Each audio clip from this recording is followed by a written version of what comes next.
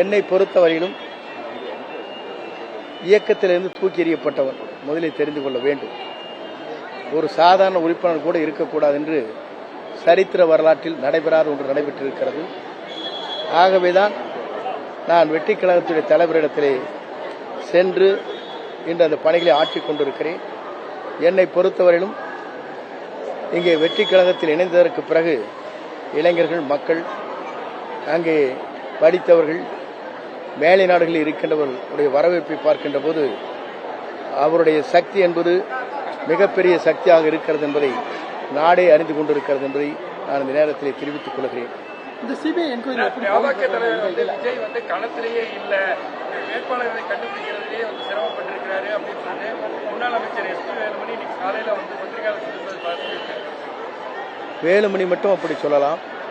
வேலுமணியோடு பதவி இல்லாத இன்றைக்கு கிடைக்காத எத்தனை பேர் இடத்தில் தொலைபேசியில் பேசினார் என்பது எனக்குத்தான் தெரியும்.